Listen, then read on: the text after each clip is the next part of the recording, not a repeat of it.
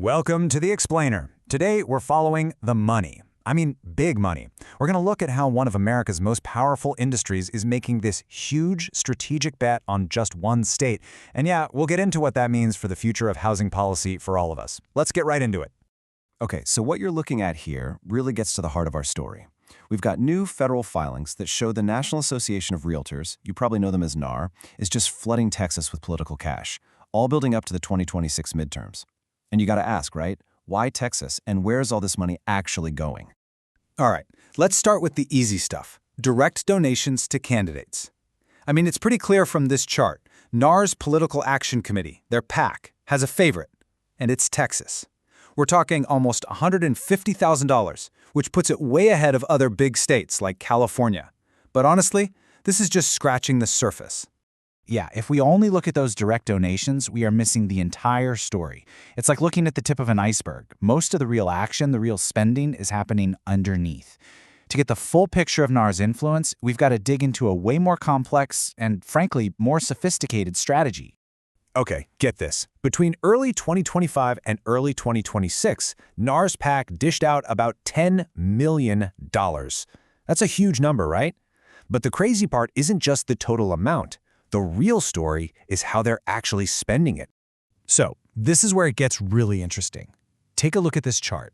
Only 13% of that massive $10 million went straight to candidates. The huge majority, that's moving through other channels. But see that little 4% slice? The one called independent expenditures? It might look tiny, but trust me, that's where some of the most powerful, most targeted spending is hidden. Okay, so what are independent expenditures? This is a really key idea to get. It's not money given to a candidate's campaign. It's money spent on behalf of a candidate. You know, think TV ads, the social media campaigns you see everywhere, billboards. It lets a group like NAR spend a ton of cash to either boost a candidate they like or attack when they don't. And here's the kicker. They do it all without ever officially working with the campaign. Okay, so now we get the playbook, right? We understand the strategy. So let's see how it's actually playing out on the ground. It's time to put Texas under the microscope. Remember that tiny slice of the pie we were just talking about? The independent expenditures? Well, in Texas alone, that little slice is worth over $360,000. That is by far the biggest chunk of this kind of spending for any single state. And what does that tell you? It tells you that for NAR, Texas is where the real action is. This is where they see the most important battles being fought. And they aren't just spraying this money around. No, it is absolutely laser-focused. Just look at these numbers. A whopping $288,000 of that money was all funneled to support just one politician, and they did it mostly with things like digital ads and online videos. So the big question is, who are these key players? Who's getting all this cash? Let's put a face to the name here and really try to understand the strategy behind this whole investment.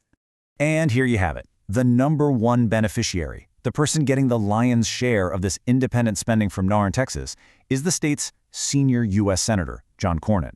That entire $288 grand was spent supporting his campaign. So why him? Why Senator Cornyn? Well, it really boils down to one word: influence. He has a seat at the table on some really powerful committees, the ones dealing with tax policy and financial regulation. You know, the very things that hit the real estate industry right where it counts, their bottom line. And when you dig into those federal filings, you can see exactly how they spent the money. And this wasn't just, cutting a check. This was a full-on professional modern ad campaign. We're talking over $216,000 for digital ads, another $71 grand for online video production, all of it designed to boost his profile. But it's not just about one big Senate race. That's not the whole strategy. When you zoom in on the U.S. House races in Texas, things get a little more interesting. You start to see that it's not really about party. It's about backing specific people. And they're doing it on both sides of the aisle. Yeah, this side-by-side really lays it all out, doesn't it? You've got major spending for Republicans like Tony Gonzalez and Dan Crenshaw, and then right next to it, support for Democrats like Julie Johnson and Henry Cuellar. It proves this isn't about being a Republican or a Democrat. It's about backing the individual politicians who they think will support their policy goals. But here's a fascinating twist. All that money, it doesn't actually guarantee a win. This was all happening during some really heated and competitive primaries. And look what happened. Two of the Republicans they backed, Gonzalez and Crenshaw, didn't even make it through. And on the Democratic side, you got mixed results. It's just a great reminder that even though money talks, politics can still be super unpredictable.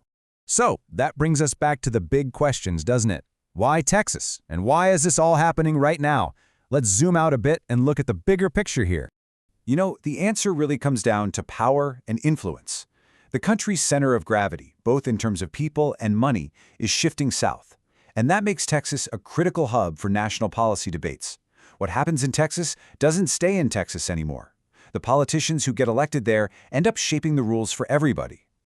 And these are the exact issues that are on the table. This is what's at stake. We're talking about huge national policies, things like tax incentives for homeowners, how we deal with the housing supply crisis, who gets access to mortgages, and even the basic rules for how real estate agents and brokers get paid.